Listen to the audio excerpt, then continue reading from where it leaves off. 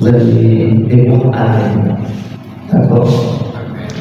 Que l'Éternel exauce au jour de la détresse. Amen. Que le nom de Dieu de Jacob nous protège. Amen. Que du sanctuaire il t'envoie du secours. Que le Sion, il te soutienne. Qu'il se souvienne de tous tes enfants et qu'il agrée tes grossesses. Qu'il te donne ce que ton cœur désire et qu'il accomplisse tous tes desseins. Nous nous réjouirons de ton salut. Les familles se réjouiront de ton salut. Les nations se réjouiront de ton salut. Nous lèverons l'étendard au nom de notre Dieu. L'Éternel exaucera tous nos vœux. Je sais déjà que l'Éternel sauve son nom. Il exaucera les cieux. Nous assène demeure par le secours puissant de sa loi. Ceux-ci s'appuient sur leur char, ceux-là sur leurs chevaux. Nous invoquons le nom de l'Éternel notre Dieu. Eux, ils se plient, ils tombent, nous te conférons et nous restons tenus. Éternel, sauve tes enfants. Qu'il nous exauce quand nous l'invoquons. Amen. Seigneur, nous voulons parler d'être en Jésus-Christ. Saint-Esprit, je ne sais pas parler. Saint-Esprit, je ne connais rien. Je n'ai que toi. S'il te plaît, viens parler à ton peuple. S'il te plaît, viens convaincre les cœurs. S'il te plaît, viens transformer, viens édifier, viens guérir, viens consoler. Viens faire ce que tu veux faire pour la gloire de Jésus-Christ. Amen. Être en Jésus-Christ. En Jésus-Christ. En Jésus-Christ. Trois questions que nous allons poser. Première question, que veut signifier en Jésus-Christ? Que veut dire être? Que veut dire en Jésus-Christ? Juste cette expression en Jésus-Christ. Deuxième question, pourquoi être en Jésus-Christ? Pourquoi être en Jésus-Christ? Troisième question, comment être en Jésus-Christ? Amen. En quelqu'un, ça veut quoi être en quelqu'un? Être en quelqu'un, ça veut dire avoir une connexion profonde avec la personne. On le rapporte souvent au sexe. Être en une fille, c'est être en relation sexuelle avec cette fille. De façon générale, être en quelqu'un, c'est être en connexion profonde avec cette personne. C'est s'identifier à cette personne. C'est se mettre à la place de cette personne. Être en quelqu'un, ça suggère également une forme d'absorption de la personnalité de l'autre. Je suis dans quelqu'un, je suis en cybersécurité, j'absorbe tout ce qui concerne la cybersécurité. Je suis dans le domaine de la... Je suis en transe, c'est que je suis totalement absorbé par la présence du Saint-Esprit. Être en quelqu'un, c'est une manière imagée de dire qu'il y a une forte connexion, on est entièrement attiré par la personne. On est totalement absorbé par la personne. Être en quelqu'un, voilà ce que ça veut dire. C'est qui Jésus-Christ? Jésus-Christ dont on parle, c'est qui? Jésus-Christ, c'est qui? Jésus-Christ, c'est qui? Jésus-Christ, c'est qui? Comment puis-je être en Jésus-Christ? Comment puis-je interagir avec Jésus-Christ? Christ, Jésus. Jésus-Christ, je vous annonce que Jésus-Christ est pardon.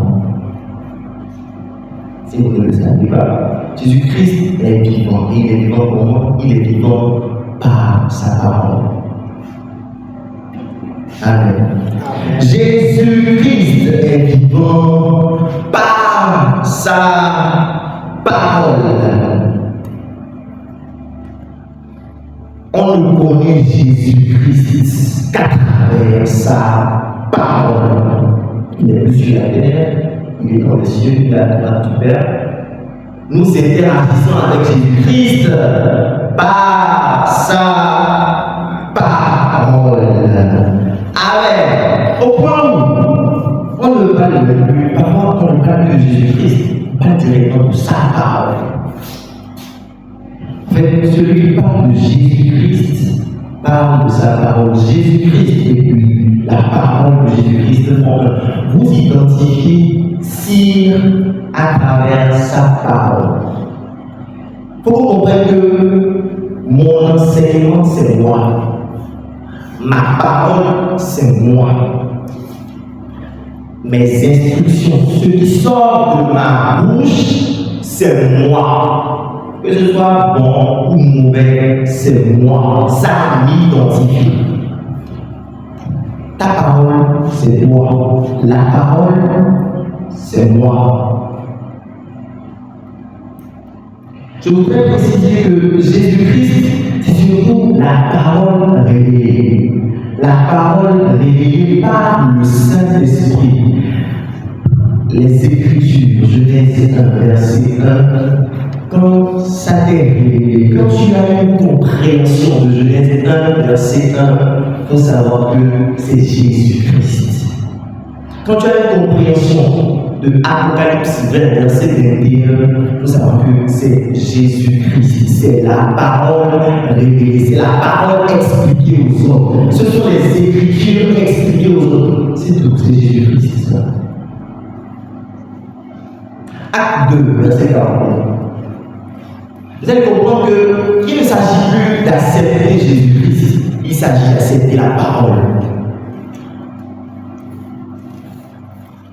Lorsque nous sortons dans les rues pour évangéliser, Jésus-Christ n'est pas visible. Les hommes ne voient pas Jésus-Christ.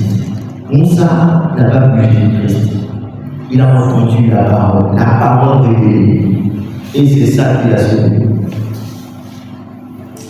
Ceux qui acceptaient sa parole furent baptisés. Et en ce jour-là, le nombre des disciples augmenta d'environ 3000 âmes. Ceux qui acceptaient sa parole. Accepter Jésus-Christ, c'est accepter sa parole. La parole de Jésus-Christ, ça reflète Jésus-Christ. La Bible expliquée, révélée, c'est Jésus-Christ.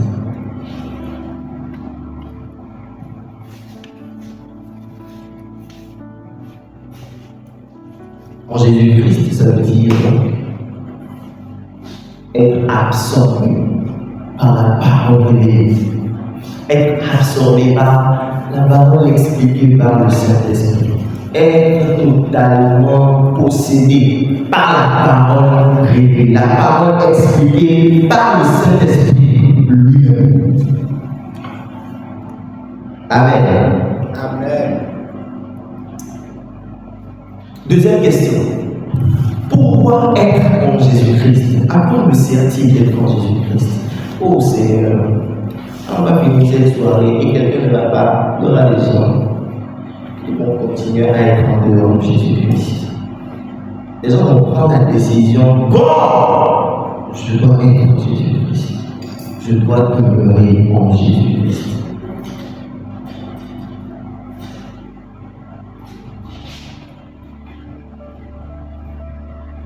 Pourquoi être en Jésus-Christ pour le païen? Mais le croyant, celui qui a accepté Jésus-Christ, il n'est pas appelé à être en Jésus-Christ. Il est appelé à demeurer en Jésus-Christ. Celui qui a déjà accepté Jésus-Christ, il est appelé à demeurer et à être. Celui qui ne croit pas, il cherche à être, il doit être, on veut qu'il soit. Celui qui a accepté Jésus-Christ, qui a compris, qui a entendu la parole révélée et qu'il a accepté dans son cœur, on veut qu'il demeure. On veut qu'il quoi? Il demeure en Jésus-Christ. Éphésiens 1, verset 4, verset 2. On pourrait donner un titre à ce chapitre d'Éphésiens. Éphésiens 1, on pourrait juste donner ça en Christ Jésus. Parce que ce passage, Paul s'est appelé à nous citer, à nous décrire toutes les bénédictions qu'il y a à être en Jésus-Christ. Toutes les vertus à être en Jésus-Christ. En lui, Dieu nous a élus avant la fondation du monde pour que nous soyons saints et irréprochables devant lui. Première raison pour laquelle nous devons être en Jésus-Christ, la sainteté et l'irrépressibilité. C'est étant en Jésus-Christ que nous avons accès à la sainteté et à l'irrépressibilité. Devant qui?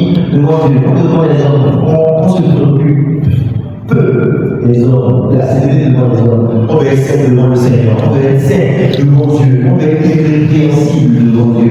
Et nous comprenons que ce n'est pas par les œuvres, ce n'est pas par la prière, mais c'est par la présence en Jésus-Christ. En lui, Dieu nous a élus avant la fondation du monde pour que nous soyons saints et irrépréhensibles devant lui. Nous ayons prédestiné dans son amour à être ses enfants d'adoption par Jésus-Christ. Jésus-Christ apparaît dans tous les versets, dans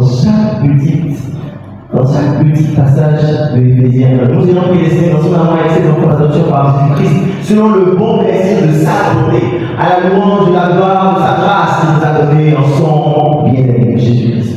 En lui, nous avons la rédemption par son sang, la rémission des péchés selon la largesse de sa grâce. En Christ, nous avons la rédemption par son sang. La rédemption par son sang. La rédemption, ce n'est pas ailleurs. La rédemption, ce n'est pas ailleurs. La rémission des péchés, ce n'est pas ailleurs. Ce n'est pas en se cachant.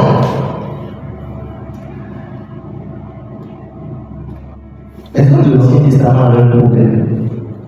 Ils étaient justifiés. Ils étaient trouvé la solution par eux. La vie par contre ne se justifiait pas. Un habitant qui court à la présence de Dieu parce qu'il a compris la rémission des péchés. L'erreur que tu as faite, la faute grave que tu as commise, n'est pas de cachant. Si tu te caches, tu vas te créer des problèmes. Si tu te caches la face de Dieu, tu vas te créer des problèmes. Tu vas culpabiliser, tu vas mourir. À 7, je dois préciser que chaque étape, chaque réponse aux questions, qu'est-ce que ça veut dire être en Jésus-Christ? Pourquoi être en Jésus-Christ? Comment être en Jésus-Christ? Assimiler ces choses, ça va demander de la foi. Juste de la foi, de croire que c'est vrai, de croire que c'est réel, que nous pouvons fonctionner avec ces choses. Nous pouvons croire en ce que Dieu a dit dans sa parole. Ça va nécessiter de la foi. Nous ne pouvons rien recevoir de Dieu sans la foi. Nous ne pouvons rien recevoir de Dieu si nous ne mettons pas la foi sur la table.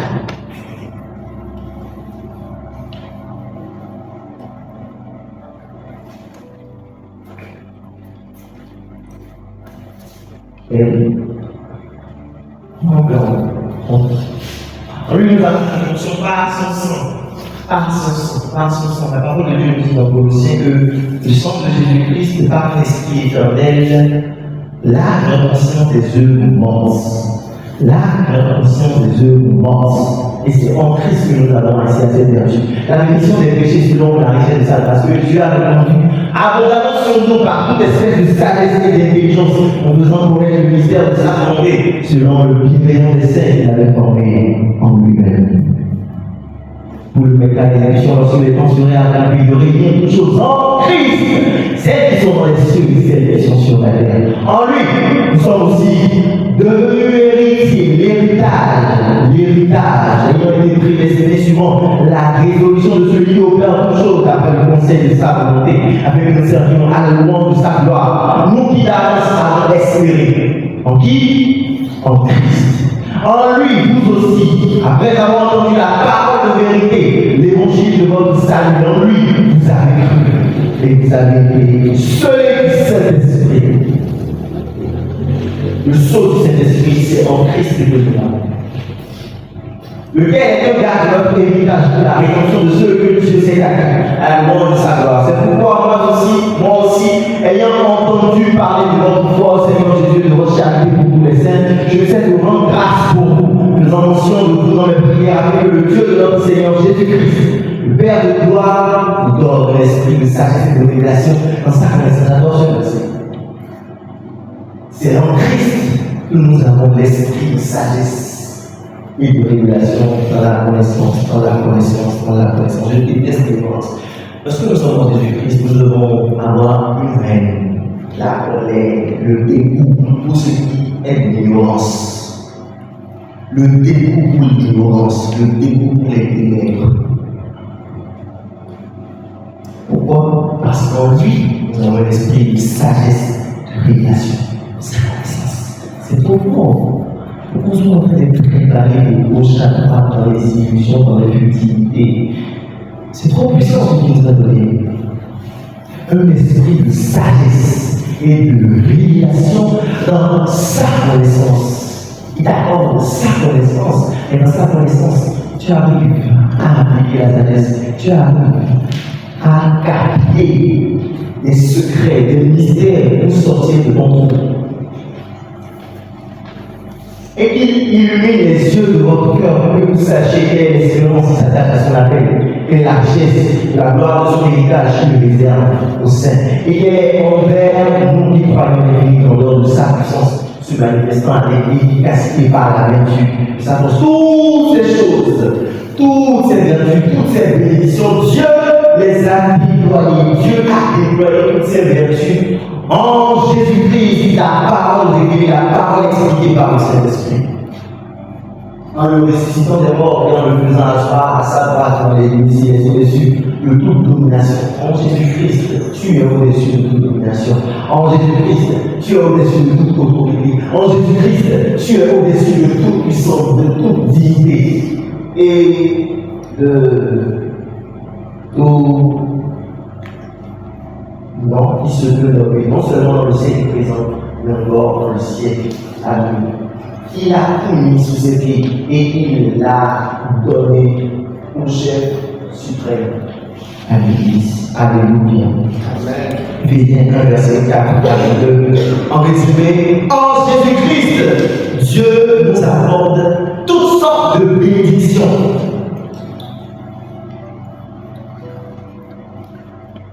La bénédiction ne se trouve pas chez le vautour. La bénédiction ne se trouve pas chez un homme. La bénédiction ne se trouve pas chez un homme de Dieu. La bénédiction se trouve en Jésus-Christ. En Jésus-Christ. Pourquoi être en Jésus-Christ? Deuxième jour, deuxième raison. Pourquoi être en Jésus-Christ? Romains 6, verset 3. En Jésus-Christ, nous sommes morts pour la vie. J'adore le protocole de Dieu. La mort pour la vie. La mort comme source de vie. La mort comme l'origine de la vie. Pourquoi être en Jésus-Christ? Oh, tu n'as pas la vie tant que tu n'es pas mort. Tu n'as pas la vie tant que tu n'es pas mort. Tant que le grain n'est pas mort, il ne peut porter du fruit. En Jésus-Christ, nous sommes morts pour la vie. Ignorez-vous que nous tous qui avons été baptisés en Jésus-Christ, c'est ça que nous avons été baptisés. Pourquoi? Nous avons été ensevelis avec par le baptême, savoir que comme Christ est ressuscité des morts par la gloire du Père, même nous aussi nous marchions en nouveauté de vie. Tu as remarqué que tu ne marches pas en nouveauté de vie. Oh, l'une des raisons, c'est que je n'ai pas mort, c'est que je ne suis pas mort. Amen. En Jésus-Christ, la mort est un gain. La mort est un bénéfice. En Jésus-Christ, la mort est. Ça nous amène à nous empresser. On est pressé de mourir, de se sacrifier. En Jésus-Christ, si tu veux porter du fruit, si nous voulons porter du fruit, si nous voulons grandir, oh Dieu, oh Dieu, nous la grâce, nous nous. En Jésus-Christ, nous sommes morts pour la vie. En Jésus-Christ, nous sommes morts pour la vie. Nous nous débarrassons de tout ce qui est inutile. Nous voyageons léger. Nous voyageons léger. Nous voyageons léger. En Jésus-Christ, nous sommes morts, nous mourrons chaque jour pour la vie. Nous mourrons chaque jour pour vivre. Nous trouvons notre vie dans la mort. Nous trouvons notre épanouissement dans la mort. Nous trouvons notre épanouissement sang, le sacrifice pour Jésus-Christ. Amen.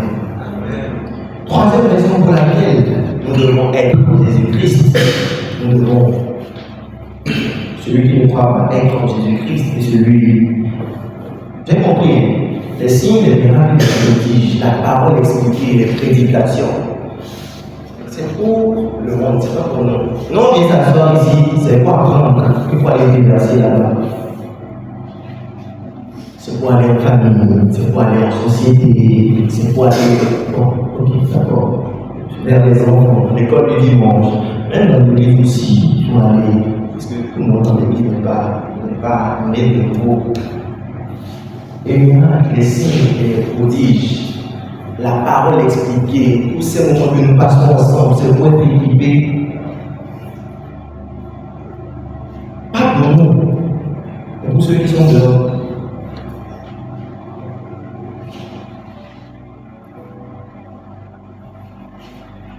Troisième raison pour laquelle nous devons être en Jésus-Christ, c'est que nous ne pouvons porter du fruit sans être en Jésus-Christ. Jean 15 l'a très bien expliqué. Jean 15 l'a très bien expliqué. Nous ne pouvons porter du fruit sans être en Jésus-Christ. Nous ne pouvons porter du fruit durable. Ah, il y a le fruit et il y a le fruit durable. Il y a le fruit et il y a le fruit éternel. Il y a le fruit de la pureté et il y a le fruit éternel de la pureté. Il y a le fruit de la vérité, il y a le fruit qui tue, le fruit de la vérité, il y a le fruit des résolutions, le fruit de la détermination. Il y a aussi la durabilité du fruit de la détermination. Je suis le vrai cercle et mon Père est le vigneron. Tout ça qui est au moins qui ne porte pas de fruit, il le reconnaît. C'est tout ça qui porte du fruit, le monde avec qui porte encore plus de fruits. Vous êtes plus à cause de la parole que je vous ai annoncée.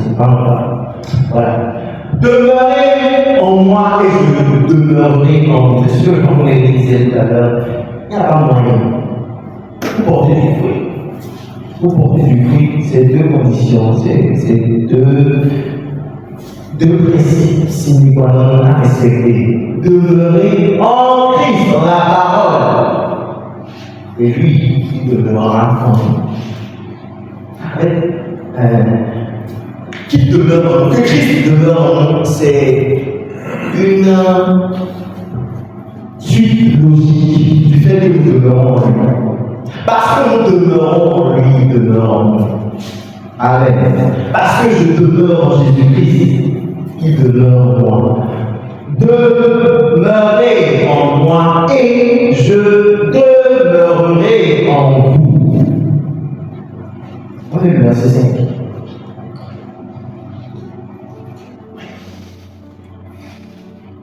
On va vers le verset 4. Demeurez en moi et je demeurerai en vous. Comme le savon de lui-même porter du fruit s'il ne demeure attaché au cep. On parle du fruit, on parle du fruit de l'esprit. On parle de l'âme principalement. On parle essentiellement de l'amour. Le Saint-Esprit, il vient, il répond dans le cœur. On le supplie et il s'assure de répondre, de charger d'amour. D'amour pour le Père et d'amour pour les hommes. D'amour pour le Père et d'amour pour les hommes.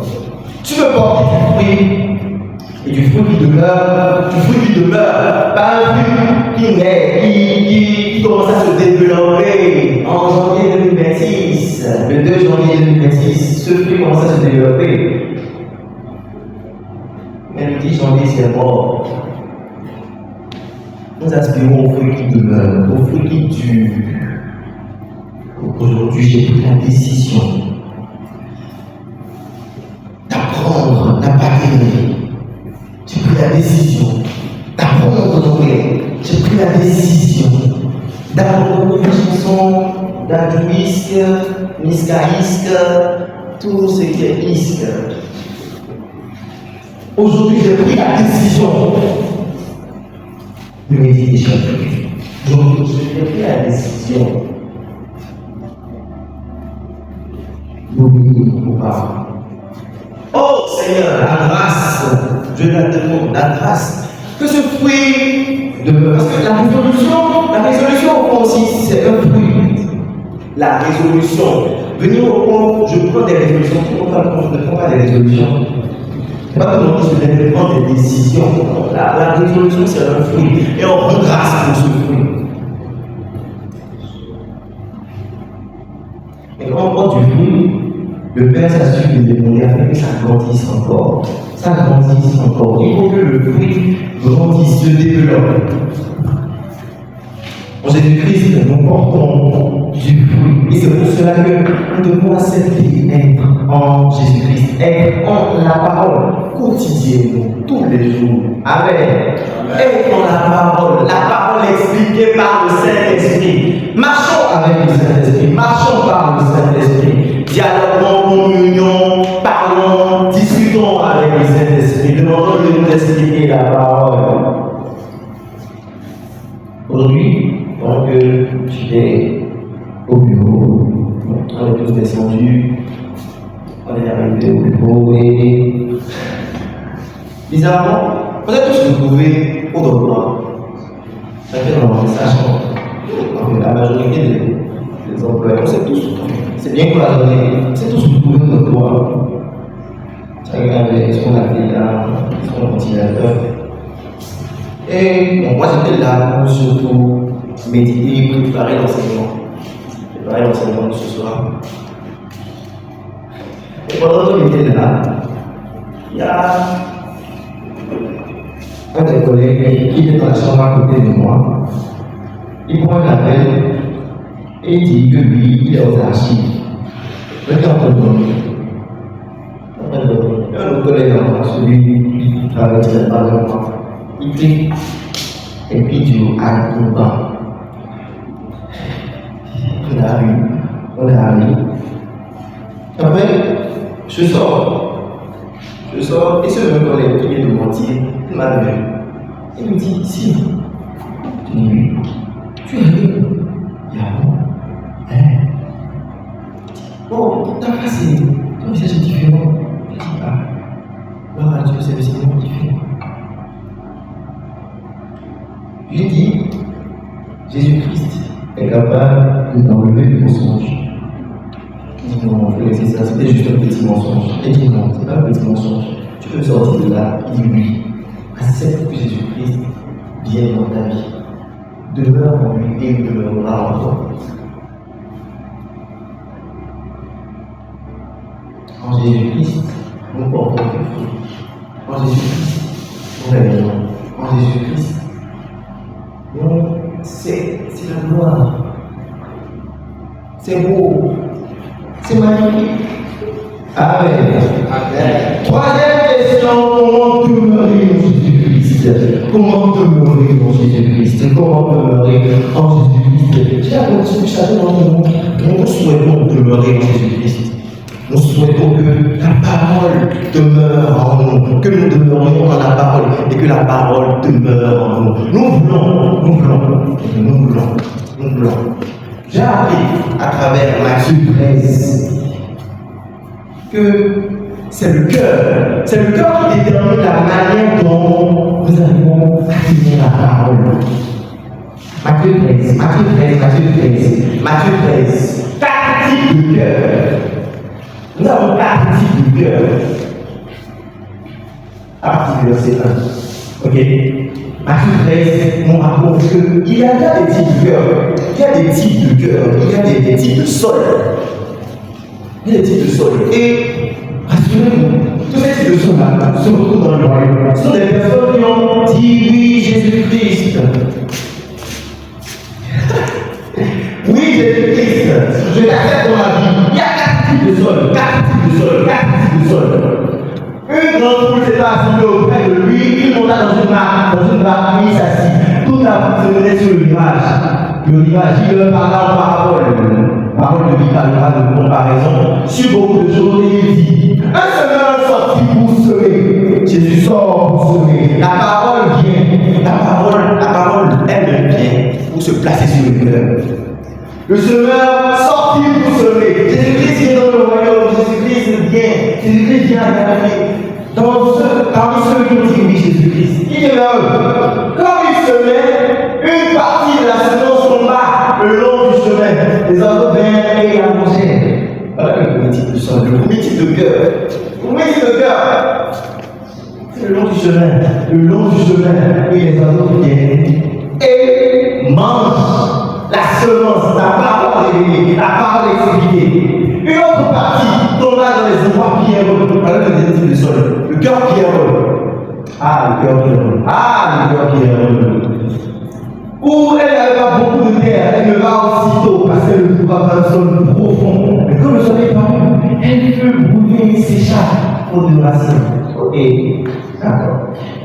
Deuxième type de sol, le cœur pierreux. Deuxième type de cœur, le cœur pierreux. Le cœur pierreux. Le cœur qui est étouffé par les épis et qui n'a pas de racines. Troisième type de sol, une autre partie tomba dans la bonne terre. Non, monte. Ok, c'est le troisième type ça. Une autre partie tomba parmi les épines. Les épines montèrent et les fers. Ok, verset 6. Ok, pierreux. Donc, premier, c'est quoi? Le long du chemin. Deuxième, c'est pierreux. Troisième, les épines. Et quatrième, la bonne terre. Ok. Une autre partie tomba parmi les épines montèrent et les fers. Une autre partie tomba dans la bonne terre et le fruit, un graissant, un autre 60, un autre 30. Pourquoi je veux parler des types de sol? Nous parlons d'être en Jésus-Christ. Si tu connais le type de sol, si tu connais le cœur que tu as, en fait, idéalement, chacun gardera la bonne terre. Idéalement, chacun veut que son cœur soit la bonne terre.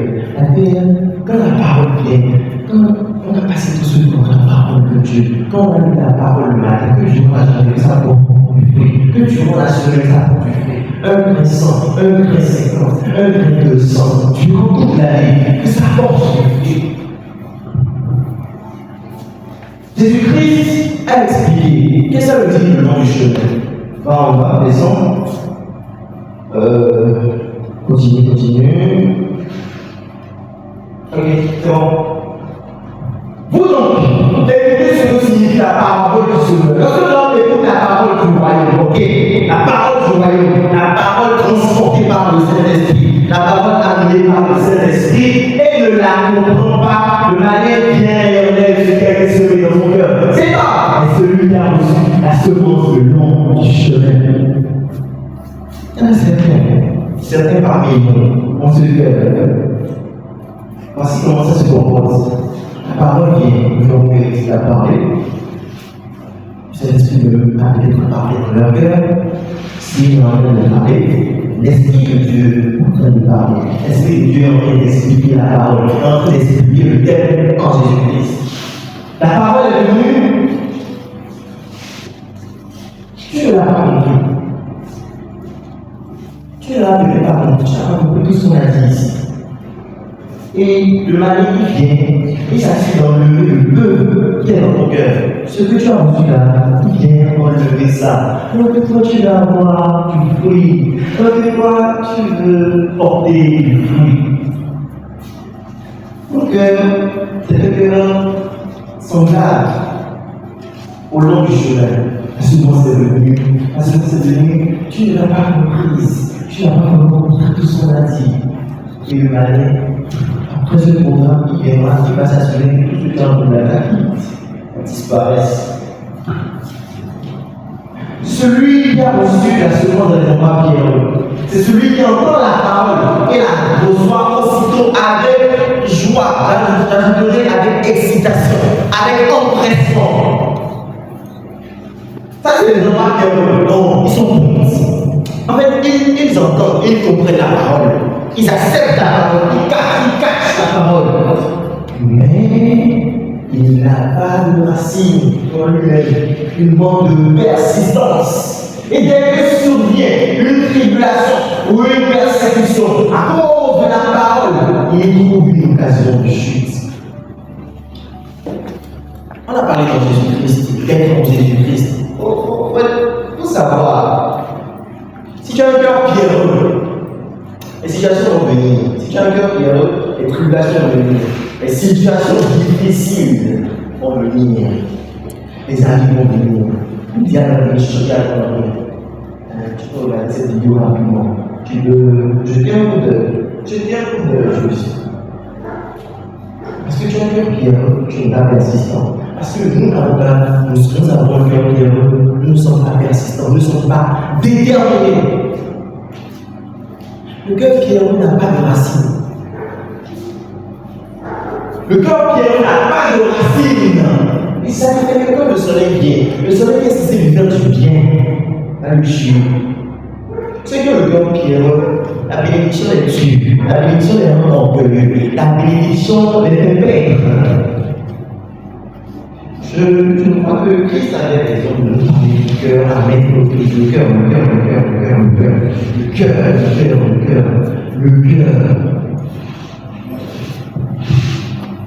Si le cœur est pierreux, je vais reprendre la parole avec joie. Je vais passer cette douleur à sa présence, ce temps, avec joie, avec engouement. Parce que je n'ai pas de racine, je ne m'enracine pas. Je ne passe pas plutôt dans la présence de Dieu. Je ne suis pas après le Saint-Esprit. Le soleil va venir, je vais sécher.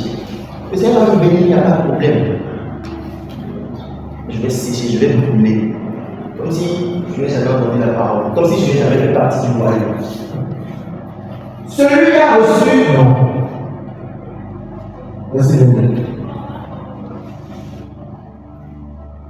Celui qui a reçu la semence parmi les ennemis, c'est celui qui entend la parole, mais en qui les soucis du siècle et la sélection des richesses étouffent cette parole et la rend infructueuse. Ok. Le cœur est pileux. Le cœur peut les difficultés, les soucis, les inquiétudes. Peut-être des parents, des diplômes qui ne sortent pas vite. Des relations qui ne marchent pas, des finances qui ne fonctionnent pas bien. Tu sors d'ici. Si ton cœur est pileux, si ton cœur est pileux, ces soucis vont prendre la parole et vont la rendre totalement infructueuse. Celui qui a reçu la semence dans la bonne terre, c'est celui qui entend la parole. 1. La comprend. 2. Il porte du fruit. 3. Et un vient en donne 100, un autre 60, un autre 30. Avant-hier, les prophètes disaient que la bénédiction de Dieu, ce n'est pas par addition, ce n'est pas une multiplication. Donc, celui qui a un cœur, le cœur qui est la bonne terre, c'est produit du fruit et du fruit de façon proliférée, de façon abondante, surabondante. 4 types de sol, 4 types de cœur. La question à laquelle nous cherchons à répondre, c'est comment demeurer en Jésus-Christ. La réalité est celle-ci. À la lecture de Matthieu 13, la réalité est celle-ci. Tous les sols ne sont pas fertiles. Dans le royaume, tous les sols ne sont pas fertiles, puisque c'est le semeur. Le semeur, c'est qui? Le semeur, c'est Jésus-Christ. Le semeur, c'est Jésus-Christ. Et il vient dans son champ.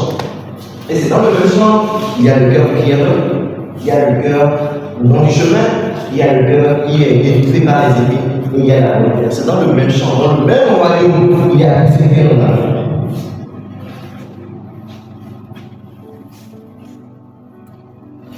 Mais comment, malgré ton cœur, il faut d'abord identifier quel est le type de sol que tu as, quel est l'état de ton cœur.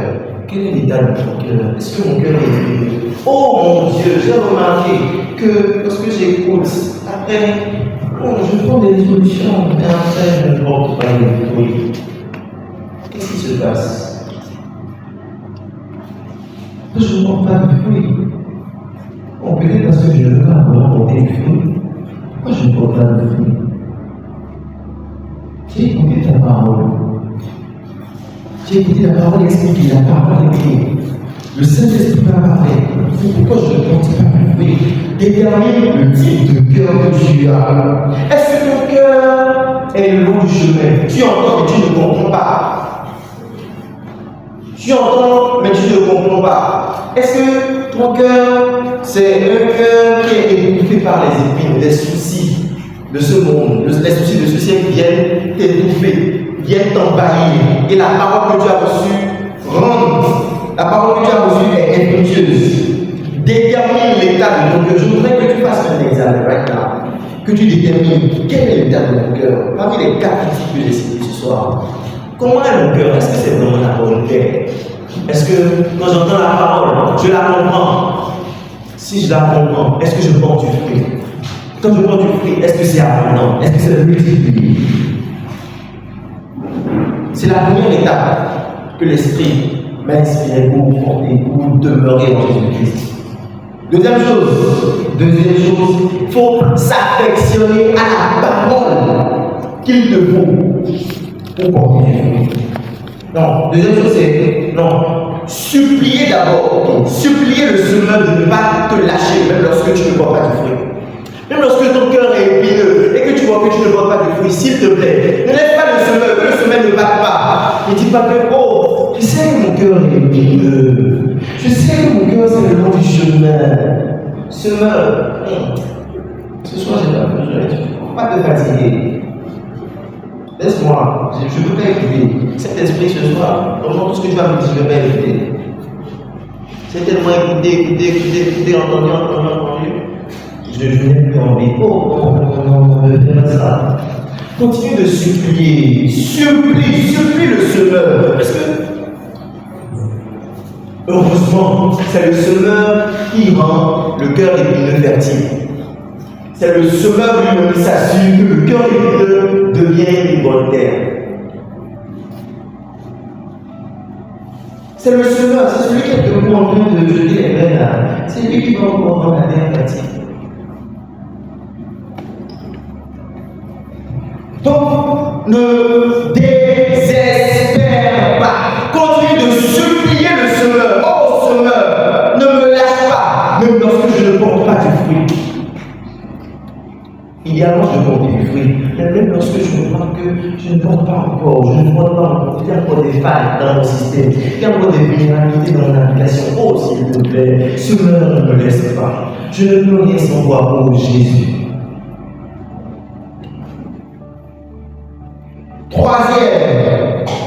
Troisième étape pour demeurer en Jésus-Christ. Il faut s'affectionner à la parole. S'affectionner à la parole qu'il te faut pour porter du fruit. Tu sais que ton problème, c'est l'orgueil. Ne va pas chercher une parole qui te parle d'onction. Tu sais que ton problème, c'est le fait, la distraction. Ne va pas chercher une parole qui te parle de richesse.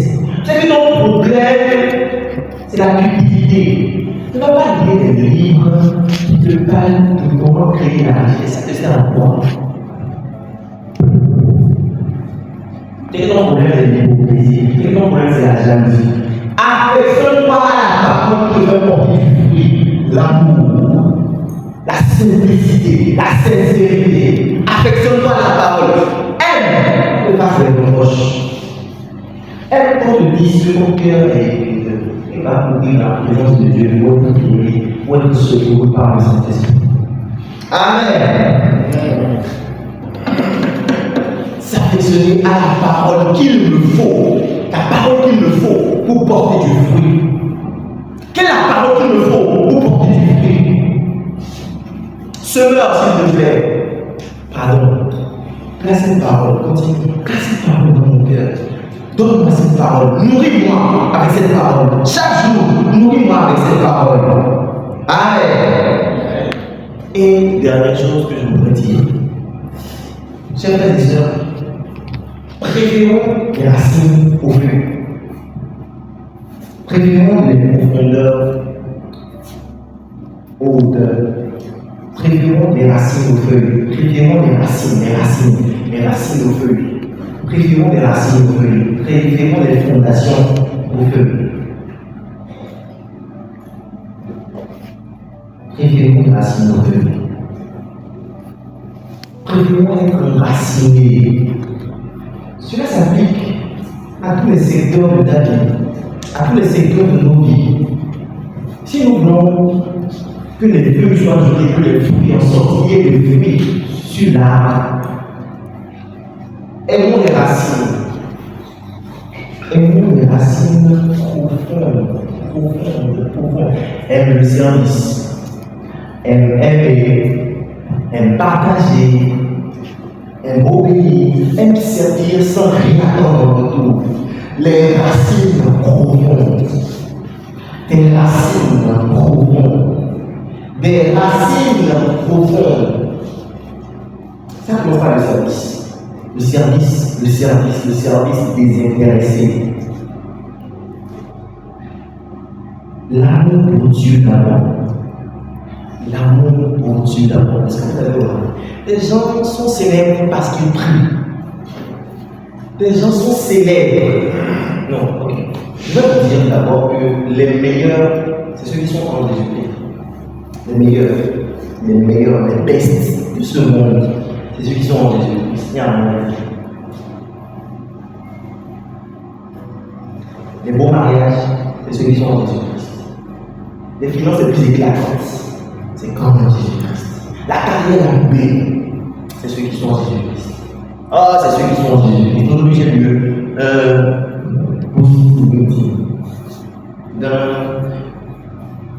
gars qui impacte beaucoup.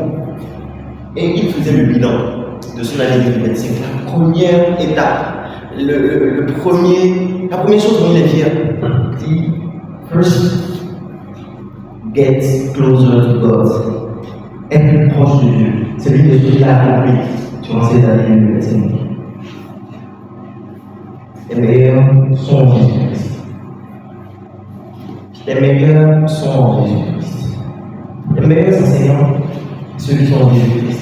Les meilleurs vendeurs, les meilleurs ingénieurs, c'est ceux qui sont en Jésus-Christ. Les meilleurs communicateurs, c'est ceux qui sont en Jésus-Christ. C'est ceux-ci en Jésus-Christ. Vous préférez les racines au feu. Sinon, le soleil va sortir et ça va te brûler. Parce que tu n'as pas de racines. Quand tu as des racines, c'est ta sécurité. Quand nous avons des racines, c'est notre protection, c'est notre assurance. Ça nous permet de mieux monter. Ça nous permet de vite monter à l'heure.